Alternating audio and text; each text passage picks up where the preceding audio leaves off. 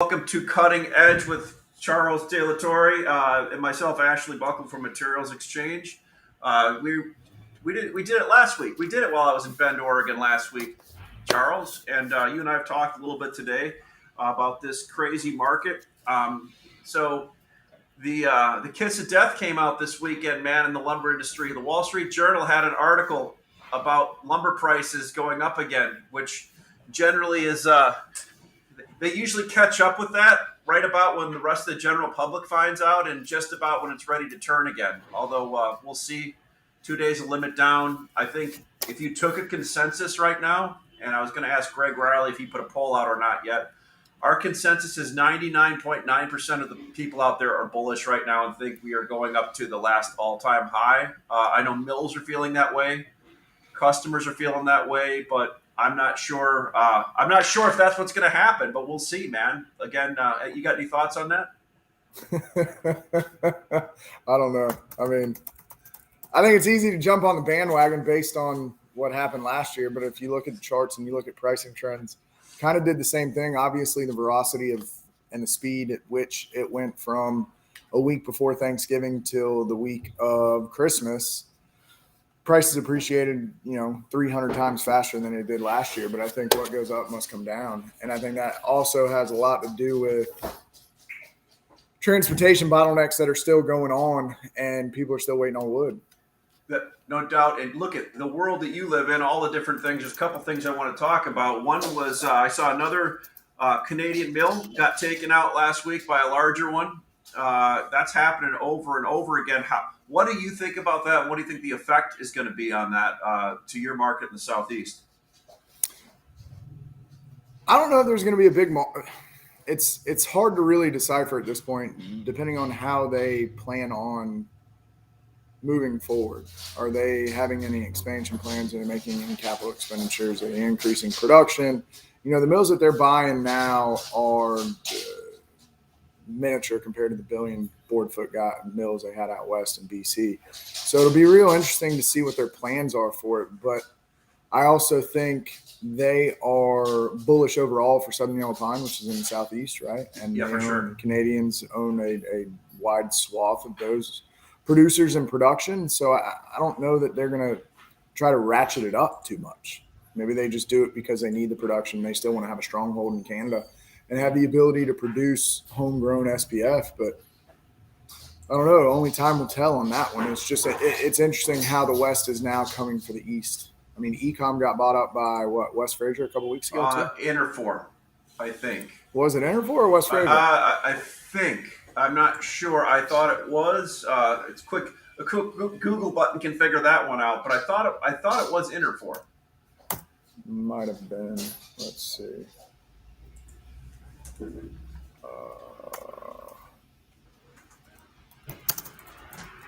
One thing I think while you're looking that up, how it'll affect. I was out on some of the trading floors last week in the Northwest. Interfor. Yeah.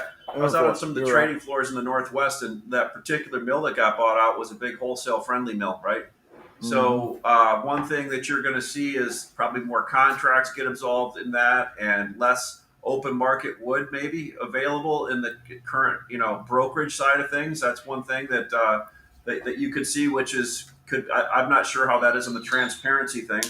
The other thing, we were talking to a bunch of the Southern Pine mills last week, this week.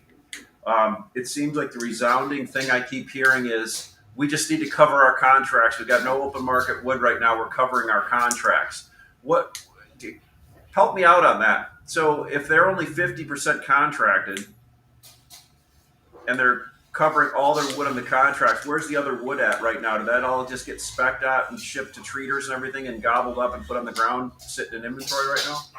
I think you hit the nail on the head as far as spec goes.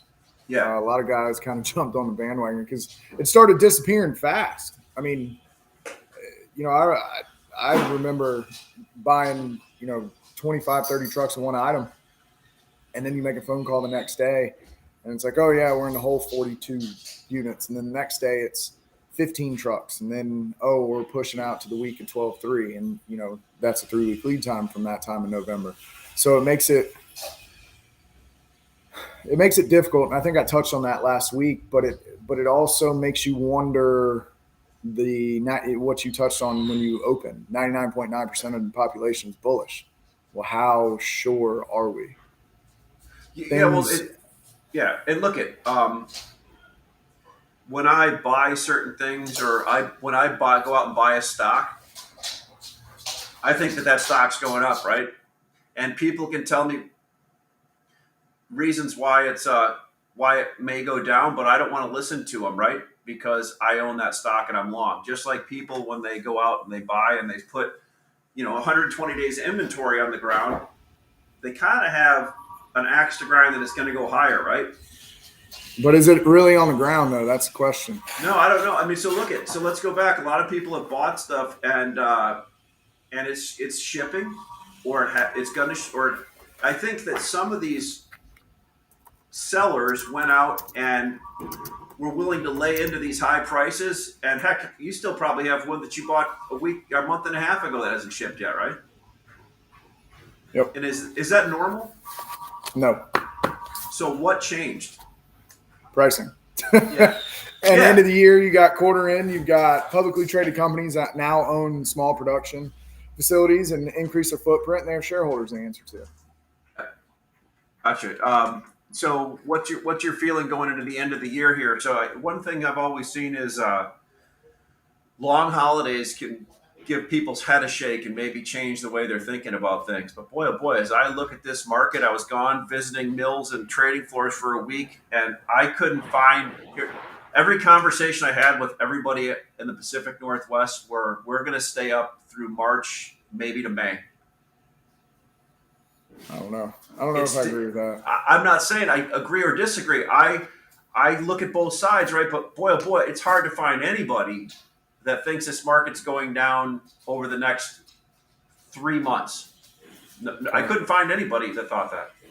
Well, I mean, and maybe, and you know what, they could be right on that, because these once everybody gets all lathered up in this industry, there's not a lot of people it takes herd mentality to turn it around, and the way it turns around is people stop buying quickly. And I guess you and I have seen in our long and short and mid-sized careers is it always is surprising and happens when you least expect it, but it happens, right? All of a sudden stuff stops, right? It's like, well, and that's why I'm happy to hear that 99.9% of everybody is bullish, because I don't know if I agree with that 100%. So maybe I'll be like Michael Burry, the guy that made $10.5 billion shorting credit default swaps in 2008. On the real estate. Yeah. Yeah, I watched that movie. I watched that movie. That's a confusing one to watch with people that start asking you questions during it. Yeah, it is. It really is. I don't know. I mean, there's a lot of good things going on. I mean, the market definitely has some momentum behind it. And for sure. It just feels different than what happened last year, to me personally. It feels a lot different. You've got, this time last year, we were still in the middle of COVID and all the other things, and interest rates were still cheap and nobody was going to move it because of lingering issues as it concerned to recovery and so on and so forth. We're now 12 months after that. So what's going to cause it to pause? I don't know. The Bank of England just raised their interest rates to curb inflation. So how's that going to affect, some of the European wood that's going in there? Are those prices going to drop and inflationary numbers come down and it kind of correct itself and they have more production to send here? Or is it, magically after the holidays, oh, well, I have a couple of these, I have a couple of those, and then all of a sudden everybody starts to see a little bit of a crack and herd mentality takes over? Yeah, I mean, we have 100 trucks listed on the platform today of people that weren't listed last week, and all of a sudden they're listing some prompt stuff, right? Now, albeit a lot higher numbers than we're used to, but there's products starting to show up.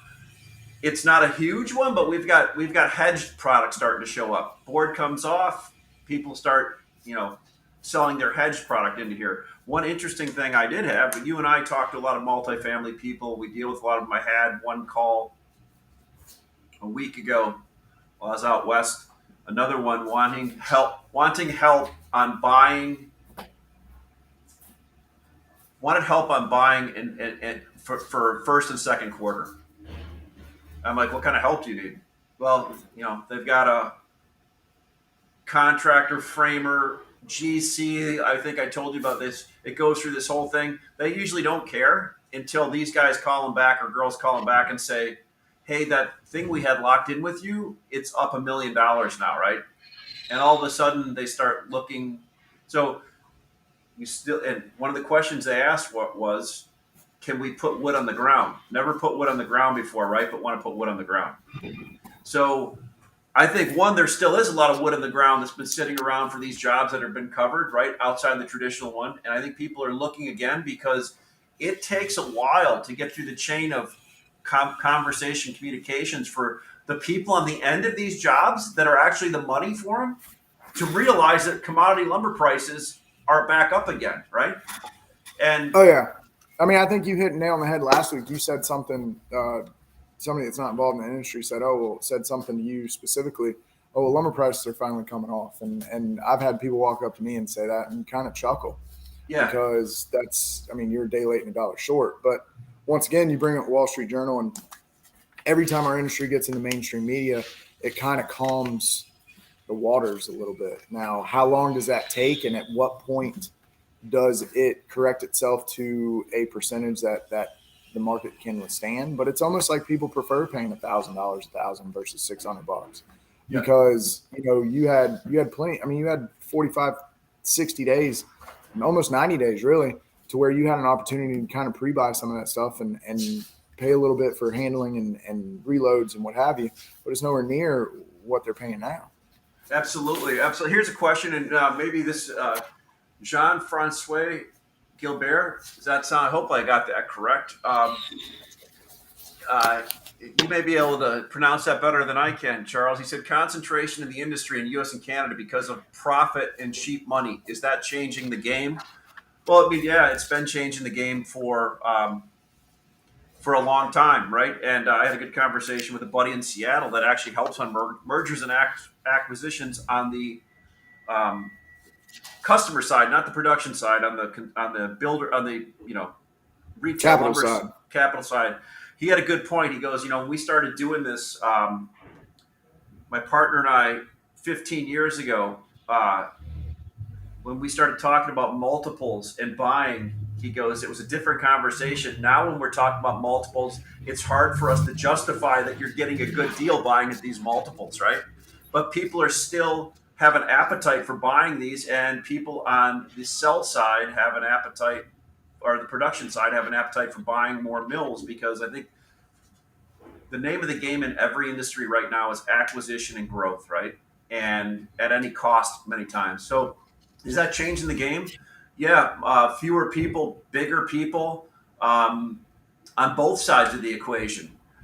How does Ashley think it's changing the game? I think there's less people out there willing to speculatively buy and sell lumber now because they work. If you ask me how people act, I'll tell you how they act based on how they're incented. If you're the owner of a company, like you are, Charles, first generation owner of a company, you have all the risk walking out the door with you every day, whether you buy something or sell something short. It's your bank account. When somebody buys a company like yours and all of a sudden you're not the owner anymore, you may still think differently, but it's somebody else's money. So multiply that 10, 100x as these companies grow, absorb all these people, these third generation companies that are now working for big companies. It's not their money anymore, and they all think of risk differently. They all try to do more contracts. So I think it will affect things quite a bit. You can look to the pulp and paper industry over the last 50 years, when there used to be hundreds of producers and they combined into basically 5 or 6. And all of a sudden they look at a print and everybody talks about how their contracts are relative to print at a big premium or discount. There's not a lot of speculative play in the market anymore. So as things, I feel like I just riffed on something there. What do you think of that, Charles? Does that make any sense? I mean, it's a matter of perspective. We have sales guys and they're allowed to take calculated risks. Not allowed, but they have the ability to. Let me You rephrase because that. because you let them as the owner. Well, yeah. Well, I mean, at the end of the day, they eat what they kill, and if Yeah, they're willing to put their paycheck on the line, they should be rewarded for it. right. But to go back to his question, the concentration in the industry. I mean, you look at any major industry as far as commodities go. Okay, let's look at grain. Who are the big players in grain? You got ADM here. You've got meat packing, ADM. You've got a bunch of conglomerates that came in and bought all these small guys. The But what meat it packing, does is, there's five in the meat packing industry. and if you look at what's happened now, all of a sudden, the cattle farmer's greedy, but that's not really the case when you look at cattle prices on a futures chart. But what I'm touching on is that yes, there's a lot of concentration in the market, but it also presents an opportunity for independent operators to take a calculated risk based on cheap money. It's all about perspective. And if you understand what your perspective is and what the rules are to play the game, it almost puts people such as myself and my organization in a position of power because Absolutely. we have more flexibility. We don't have the hierarchy, and we can go and make knee jerk reactions and decisions and see them through. Where a lot of these things, Teal Jones made an announcement to build a mill in Louisiana. Well, Yeah. the last time somebody made an announcement in Louisiana, or I think it was rural Louisiana or southern Mississippi, they repealed it because the lumber market crashed in the middle of the summer. So it almost makes you wonder how true are these investments, number one. Number two, how are people such as ourselves and independent operators and people that are theoretically we are end users. I mean, we're involved in the wholesale trade side and distribution, but we're also end users, and we have the ability to remanufacture and manufacture products in general. So what do we do to position ourselves to take advantage of the inefficiencies in the market, and how do we make decisions based off of that, knowing that these big organizations are going to dictate the rules of the game? Well, it's Charles, just like anything else. that's a great point. I didn't think of as much. I look at all the overvalued, undervalued charts and all that. Think about that as people are willing to take or don't want to take as much risk because they don't get paid for it, and guys like you are willing to do it. Those inefficiencies are going to really be multiplied, and you're going to have some really good opportunities. Now, one thing you may have to wear risk a little longer or take a little bit more, but my gosh, there's some great opportunity there for people that are still like you. Well, I don't know that you have to wear it longer. I think you bite off what you can chew, True. and that's the difference. So when you understand the rules of engagement and how they're going to market, how do you defeat that, or how do you use it to your advantage and move forward to position yourself and your organization to be successful? And really, that's what we're looking at. Because I mean, the concentration has changed the game, but I also think the volatility in the lumber market has changed the game too. Because if volatility is here to stay, and you see $300, $400, $500 swings in a 12-month period, nonetheless 60 days, who's really going to be willing to play in that game?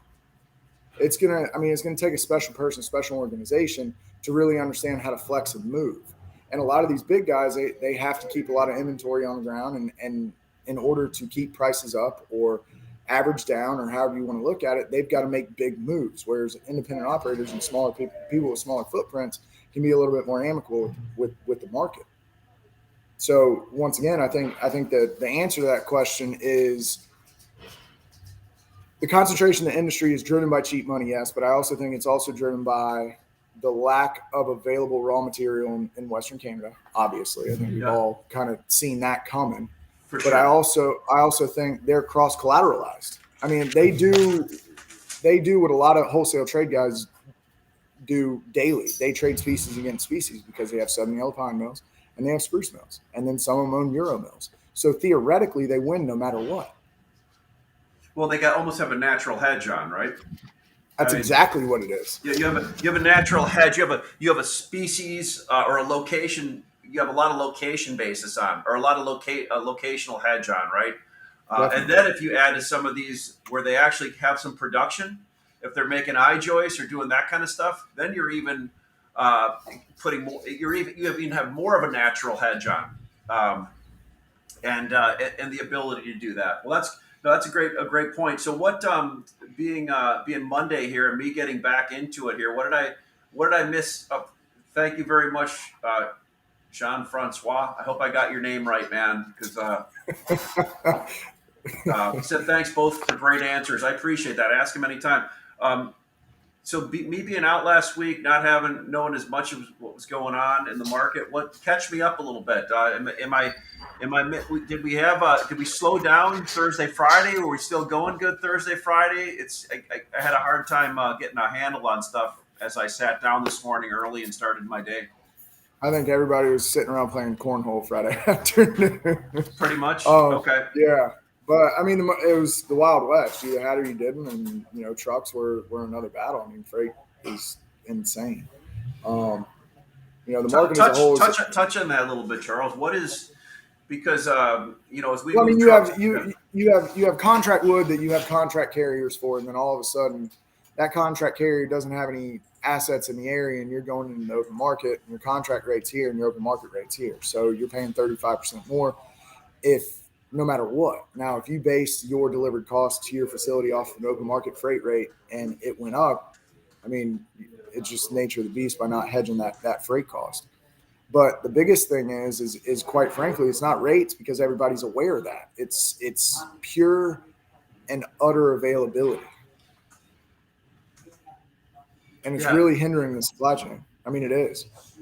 So prompt wood on the ground you have sitting at your location. Somebody needs something in the southeast, or give me like directionally. How long does it take to get trucks now? And what's what premium are you paying versus what you paid a couple months ago? Probably 15% over what we were paying before, and that was already up 35%. Okay. And if you look at a 400-mile radius from where we're at, probably 7 to 10 days easy, and that doesn't include processing costs. I mean, we're sold out through probably the last week of January. So if anybody wanted prompt wood, I couldn't sell it to them. So basically, what you're saying is, yeah, it's on the ground. If you want to get a truck, fine, but otherwise, prompt wood could be 3 weeks or sooner for me. Yep. Yeah, gotcha. What going into the close of the week here? Are you doing a full week? Are you coming in Friday at all, or what's your thought? I mean, I probably will, but production will be shut down. We've got some big projects on the burners right now, and we've got some more production coming online here. So myself and my, I guess, leadership team, for lack of a better way to call it, have some planning to do Christmas Eve morning, and we're gonna bring them breakfast and spend the day working on whiteboards. The fun stuff. I love it. Love the whiteboards. Well, cool. I'll be in the rest of the week, and then heading out to Iowa on a plane to do a little hunting, hopefully next week. But I'll be around. So I appreciate everybody giving us signing in today. We've got our call tomorrow. Mike does futures with Greg Kuda, futures from the free seats. Wednesday, I have Greg Riley and Matt Beamer on This Week in Lumber, and Lunch with Lumbermen on Thursday with Matt Lehman.